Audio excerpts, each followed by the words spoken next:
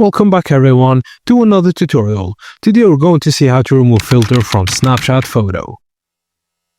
Firstly, launch the Snapchat app on your phone, then tap the Memories tab, which is the two cards icon below the shutter icon. Select the shaved snap photo you want to edit. Tap the Layers button at the bottom of the screen. For simple filters, swipe left or right on the screen until you find the No Filter option, dark gray circle, to remove the effect. Alternatively, you can swap out the filter for a different one while viewing the snap. If your snap has a lens effect like stickers, AR filters, or face effects, tap the Layers icon again and select the specific lens layer you want to remove, then tap the trash icon to delete that filter layer.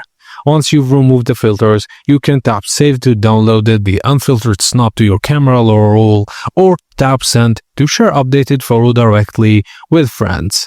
And that's it guys, thank you for watching, and please don't forget to like and subscribe for more.